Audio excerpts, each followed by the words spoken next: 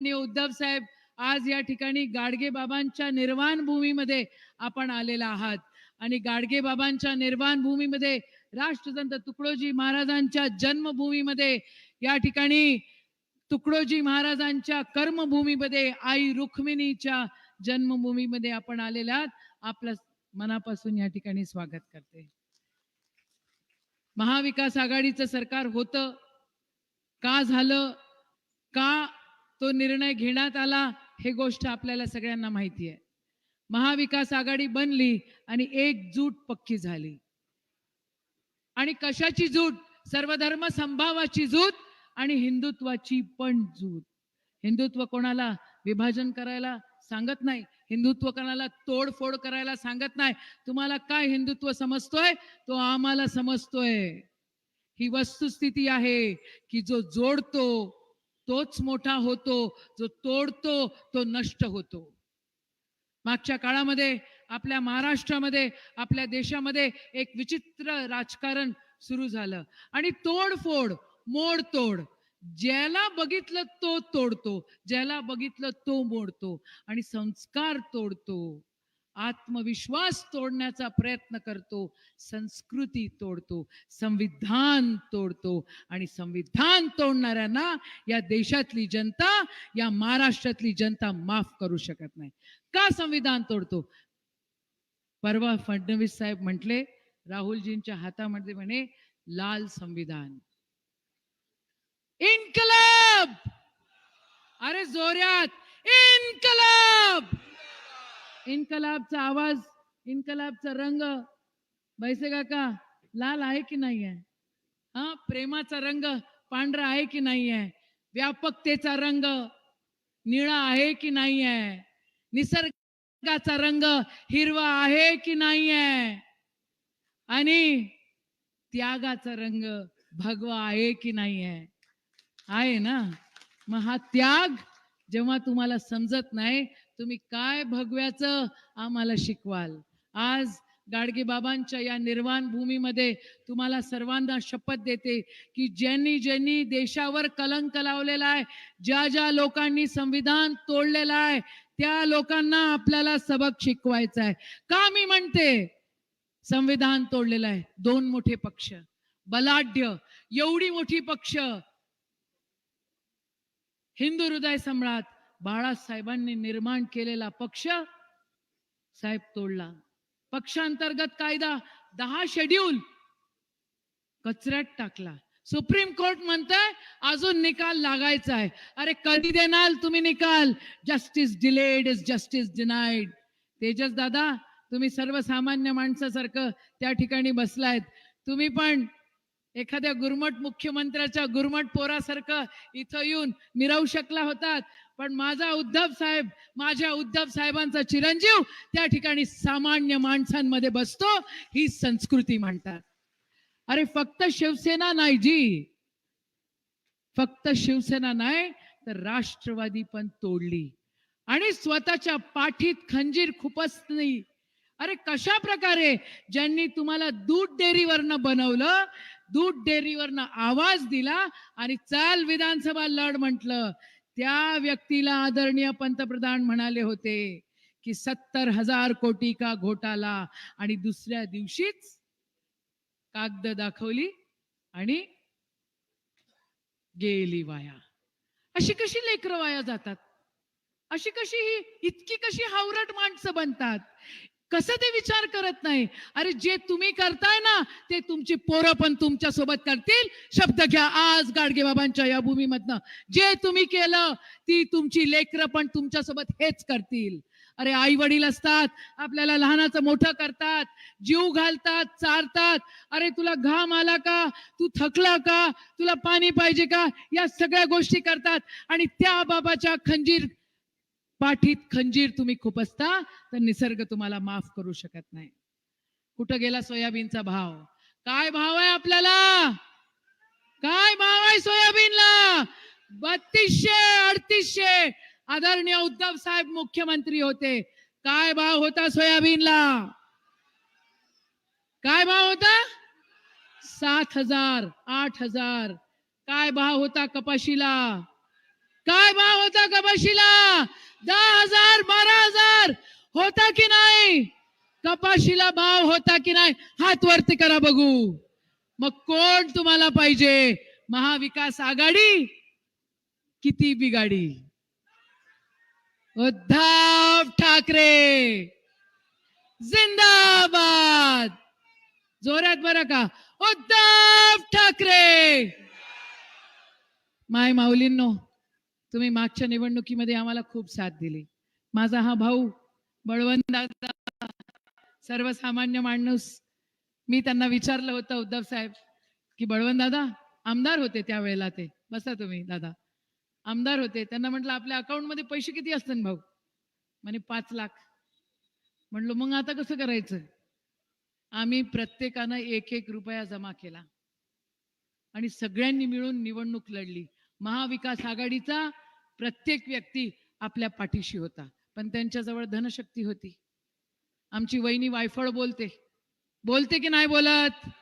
दिवसभर वायफळ बोलते आणि म्हणजे ती तिची संस्कार दाखवते बिचारी. तिने कधी चांगलेपणा बघितलेलाच नाहीये, तर ती घाणेरडच बोलणार आहे. पण आज महाविकास आघाडीने माझा एक गरीब भाऊ, स्वाभिमानी भाऊ या ठिकाणी निवडून दिला. याद राखा तुम्ही काय बोललात, याद राखा. ही जनता आहे, ती जनता है, सब जानती है. तुम्ही माझ्या भावाला बोलता, तुम्ही मला बोलता, पण तुमचे संस्कार कमिशनखोरांचे. साहेब, आज टाकरखेडा खार तळेगाव मध्ये एक शेतकऱ्यानं आत्महत्या केली हो. त्याची अग्नी अजून विझलेली नाहीये. मी तिथूनच आली या ठिकाणी. एक लहानसा मुलगा होता आणि मी म्हंटल काय झालं रे बाबा, असं का केलं यानं? म्हणे काय करणार ताई, सोयाबीनले भाव नाही, पोरीचं लग्न करायचंय. तो पोरगा माझ्यापाशी आला, डसा रडला. अख्खा महाराष्ट्र रडतोय. साहेब, तुम्हाला माय बाप हो विनंती आहे, या माझ्या शेतकऱ्याला तुम्हाला जर जपायचं असेल, या माझ्या संविधानाला तुम्हाला जर जपायचं असेल, या माझ्या सर्वधर्म संभावाला तुम्हाला जपायचं असेल, तर त्या लोकांना, तोडफोड करणाऱ्या लोकांना तुम्हाला अद्दल घडवावीच लागेल. का अद्दल घडवावी लागेल? कारण उद्या आपला महाराष्ट्र सुजलाम सुफलाम झाला पाहिजे. 22 टन कोटी किती गाठी बोलवल्या म्हणे, अजून कपाशी आली पण नाही, आता कपाशी झालेली पण नाही, अजून मार्केटमध्ये आलेली पण नाही, तर 22,000 कोटी टन त्या ठिकाणी त्यांनी बोलवलं आणि परत कपाशीचे भाव पाडले. उद्धव साहेब, आपण इथे आहात, मी जास्त बोलणं बरोबर नाहीये, पण माझी ही जनता आहे ना खूप सेन्सिटिव्ह आहे. आपल्या सोबत असलेले प्रामाणिक लोक सगळेजण या ठिकाणी आहे. आई रुक्मिणीच्या माहेरात त्यांनी 1 रुपया दिला नाही, गाडगे बाबांना 1 रुपया दिला नाही, राष्ट्रसंतांना 1 रुपया दिला नाही, आणि आता मिरवताय. काल परवा चांदीचे नाणे सापडले, 5 कोटीचे चांदीचे सोन्याचे नाणे सापडले, आणि मग होम मिनिस्ट्री मधनं त्यांना फोन गेला आणि ते म्हणतायत की हे सोनाराचे आहे. अरे दिवाळी संपली हरामखोरांनो, आता कसले सोनाराचे? आपली सरकार आली तर या सगळ्या गोष्टींवर आपल्याला इन्क्वायरी लावावी लागेल. कमिशन खोर आहेत हे लोक फक्त चोर आहेत, आणि चोरी म्हणजे बाप चोरणारे लोक सोना चांदी पण चोरतात, आपला अधिकाराचं पीक पण चोरतात. मग ह्या लोकांना सबक शिकवणार की नाही शिकवणार? तुमची साथ पाहिजे, तुमचा प्रतिसाद आहे, पण तो प्रतिसाद मताधिक्यांमध्ये दिसला पाहिजे. महाविकास आघाडीचे आपल्या जिल्ह्यातले सगळे उमेदवार निवडून आले पाहिजे. तुमचा आशीर्वाद पाहिजे, कारण मला आमदार, मंत्री, मुख्यमंत्री बनायचं आहे म्हणून नाही, पण मला तुमची सेवा करायची आहे. उद्धव साहेबांना साथ द्यायची आहे, राहुलजींना साथ द्यायची आहे.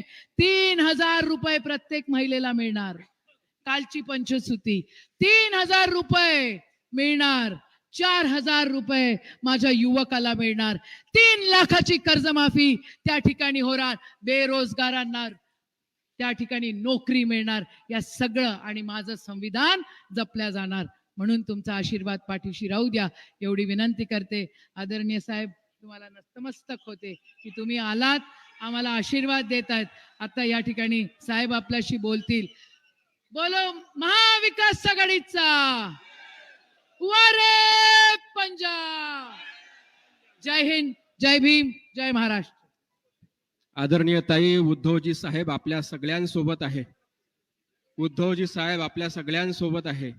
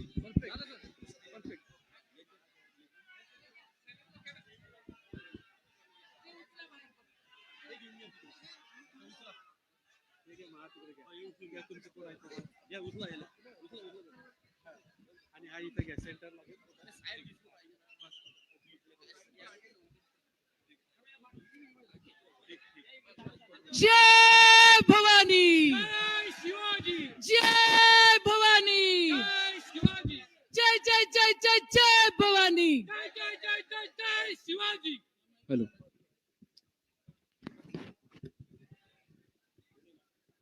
दोन्ही हॅलो. तो पण येतोय. आदरणीय उद्धव साहेब आपल्यासोबत सर्वांसोबत संवाद साधणार आहे. मी या गाडगे बाबांच्या भूमीत आणि तुकडोजी बाबांच्या भूमीत त्यांना निमंत्रित करणारा साहेबांबद्दल जास्त बोलणार नाही. साहेब कुलों से प्यार के मोती लुटा के चलते हैं, सबको गले से लगा के चलते हैं.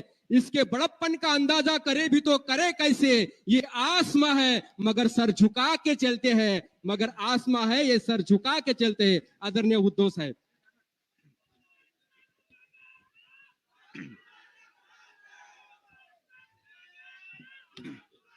जमलेल्या माझ्या तमाम महाराष्ट्र प्रेमी बांधवांनो, भगिनींनो आणि मातांनो, मी मगाशी याच रस्त्याने गेलो आणि याच रस्त्याने परत आलो. यशोमतीताई मध्ये मध्ये व्यासपीठावरती शेरोशायरी ऐकायला येते. मला नेहमी लहानपणापासून शेर बघायची सवय आहे. शायरी थोडी माझ्यापासून लांब राहिली, पण एक गोष्ट मला अनुभवातून कळले आणि ती म्हणजे सुख में जो साथ देते हैं वो रिश्ते होते हैं, लेकिन दुख में जो साथ देते हैं वो फरिश्ते होते हैं. तर तुम्ही सगळे फरिश्ते आहात. राजकारण कोणत्या दिशेला चाललंय तुम्हाला माहिती आहे, पण विशेष म्हणजे मी आज यशोमती ताईसाठी मुद्दामून आलोय. याचं कारण असं की ताई 1900 आधी आपण एकमेकाच्या विरोधात होतो आणि यशोमती ताईबद्दल बरंच ऐकलं होतं. ती आक्रमक आहे, अमुक आहे, तमुक आहे. अनपेक्षितपणाने मुख्यमंत्री पद घ्यावं लागलं आणि ताई माझ्या सहकारी. म्हटलं बापरे. आणि तुम्ही म्हणालात ते बरोबर आहे की काळ असा विचित्र होता की अनेकदा कॅबिनेट मीटिंग सुद्धा व्हिडिओ कॉन्फरन्सने घ्यायला लागायचा. आणि त्याच्यात ताईचं वैशिष्ट्य असं की बाकी अनेकांचे आवाज यायचेच नाही ऐकू, पण ताईचा आवाज बरोबर ऐकायला यायचा. आणि मी खरंच सांगतो, मी मुद्दा म्हणून आलो ताईसाठी, कारण खूप तळमळीने मंत्रिमंडळात काम करणारी ही माझी लाडकी ताई आहे.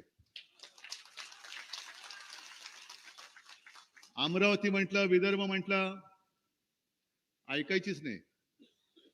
जे खातं दिलं होतं महिला बाल कल्याण, अशा अनेक योजना आणत होत्या आणि करून घ्यायच्या. बरं, एक तर त्यांचं वैशिष्ट्य म्हणजे पुढे पण तुम्ही कंटिन्यू ठेवणार असेल तर मी सांगतो की यशोमती ताई कोणाचं ऐकत नाही, फक्त माझं ऐकते. ना म्हणून आधी वचन घेतलं तुमच्याकडे, तुमच्या समोर, किंवा ह्याच्या पुढे सुद्धा बाकी सगळ्या पद येतात आणि पद जातात. हो, त्याच्यात काय, सत्ता येते, सत्ता जाते, सत्ता परत येणार आहे. पुढे जाते सत्ता, कोण जाऊ देते सत्तेला. त्याच्यामुळे हे सगळं चालू राहतं. पण जे आपण म्हटलं ना, नातं, हे नातं फार महत्वाचं आहे. आज तुम्ही इकडे सगळेजण आलेला आहात, हा काही कुठे कोणत्या योजनांचा कार्यक्रम नाहीये. ना साडी वाटप आहे, ना आणखीन काय वाटप आहे. कुठेही बिर्याणी वगैरे अशी काय जेवणाची सोय केलेली नाही. आणि एक सुद्धा माणूस भाडकाऊ आहे असं मला वाटत नाही. आहे कोणी? सगळे सच्चे हृदयापासून प्रेम करणारे आणि ज्यांना खरंच महाराष्ट्राबद्दल काहीतरी वाटतंय ते सगळेजण एकत्र आलेले आहेत. यायला मला उशीर झाला कारण सकाळी जरा पत्रकार परिषद घ्यावी लागली. त्याच्यानंतर दर्यापूरला गेलो आणि दर्यापूरला सुद्धा जे केलं तेच मी आता करतोय. बळवंतराव, यशोमतीताई, तमाम सगळे काँग्रेस राष्ट्रवादीचे कार्यकर्त्यांना मी धन्यवाद देतोय. गवळी साहेब तुम्ही पण आहातच ना, उठू नका सगळं. कसं पक्षाचं नातं असायला पाहिजे. मी मगाशी सांगितलं की जेव्हा लोकसभेच्या जागांची वाटाघाटीची चर्चा सुरू होती तेव्हा काँग्रेसकडनं आमच्याकडे मागणी आली, अमरावती आम्हाला पाहिजे. आता अमरावती कशी द्यायची? अनेक जण म्हणाले की तुम्हाला उद्धव साहेबांशी बोलायला पाहिजे. आम्ही गेल्या वेळेला दुर्दैवाने हारलो होतो, पण अन्यथा अमरावती आम्ही सतत जिंकत आलेलो मतदारसंघ आहे. आमच्या गोडे साहेबांचं काम आहे, अनेकांचं सुधीरचं काम आहे, बरेच आमचे कट्टर कार्यकर्ते आहेत, त्यांचं काम आहे ना. तुम्हाला उद्धव साहेबांशी बोलायला पाहिजे. ठीक आहे. माझ्याकडे जेव्हा आलं, यशोमतीताई बोलल्या, काँग्रेसशी बोलले, मी एकच प्रश्न विचारला, जिंकाल का? आणि त्यांनी सांगितलं जिंकून दाखवतो. म्हटलं दिली अमरावती तुम्हाला. आणि त्याच्याप्रमाणे एक साधा माणूस, म्हणजे साधा असलं तरी बळवंतराव आहे ना, आणि त्याचं बळ माझ्या समोर बसलेलं आहे. हा माणूस आपण दिल्लीला पाठवला, ही तुमची ताकद आहे. म्हणजे काय पैसा होतणार, किती पैसा होतणार? अरे पैशाने रस्त्याचा माल विकला घेऊ शकतो, पण ही माणसं नाही विकली जात. माणसं नाही विकली जाऊ शकत तुम्ही. आणि आता मग मी ज्या वेळेला विधानसभेच्या वाटाघाटीच्या वेळेला सांगितलं की मला दर्यापूर पाहिजे, आणि ताई आणि बळवंतरावांनी सांगितलं की दर्यापूर नुसती नाही, तुम्हाला जिंकून देतो. त्याच्यामुळे हा जो काही आता आपला एकोपा झालेला आहे, हाच त्यांच्या डोळ्यामध्ये खुपतोय.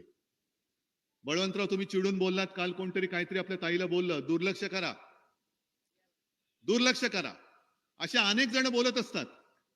जर आपण गेलो तर अनेक जण असे बोलत असतात, फिरत असतात. बोलू द्या, लक्ष देऊ नका, कारण ही भूमी पवित्र भूमी आहे. अगदी यशोमतीताई तुम्ही सांगितलं ना, आपल्या रुक्मिणी मातेचं माहेर, गाडगे बाबांची, तुकडोजी महाराजांची, आणि माझं सुद्धा आजोळ हे अमरावतीचं. शिवसेना प्रमुखांची आई म्हणजे माझी आजी ही परतवाड्याची.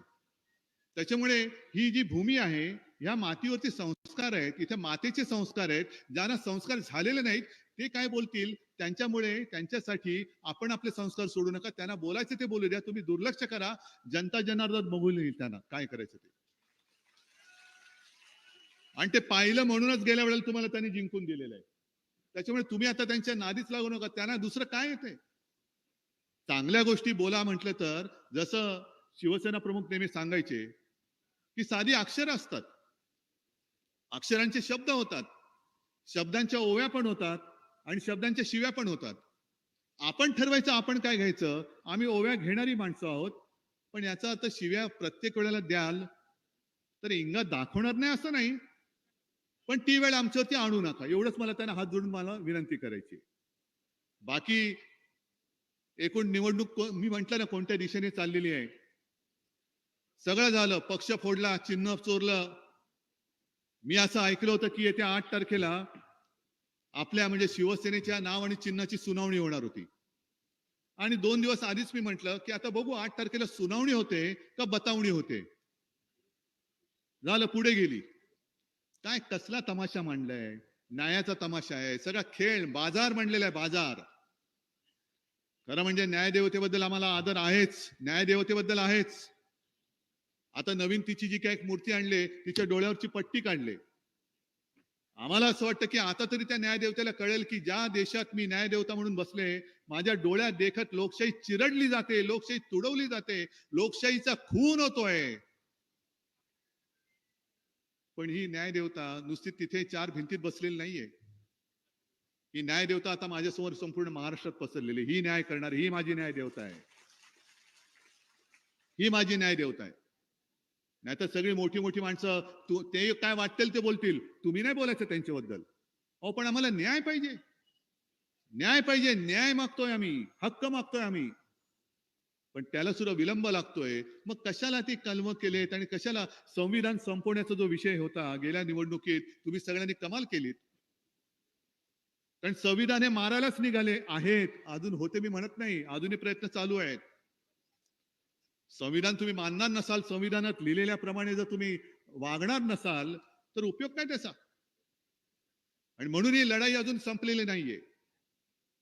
मी काल राहुलजींबरोबर होतो, पवार साहेब पण होते, सगळे आपले गवई साहेब पण होते, सगळे आपले मित्र पक्ष होते, कम्युनिस्ट पण होते. आता देवेंद्र फडणवीस जे बोलले की त्या संविधानाचा कव्हर लाल आहे, म्हणजे कोण आहोत मग आम्ही? अहो मग जेव्हा रक्तदान करतो त्याच्यामध्ये सुद्धा रक्त हे लालच असतं, म्हणून काय सगळे नक्षलवादी आहेत? सगळे नक्षलवादी आहेत का? आणि तुम्ही जाहिराती करून स्वतःची एवढी लाल करताय, मग तुम्ही कोण आहात? काम शून्य, पण जाहिराती किती? मग त्या जाहिरातीचा पैसा जर एकत्र केला तर आणखीन एक योजना चांगल्या पद्धतीने राबवू शकला असतात. एवढ्या जाहिराती तुम्ही करताय.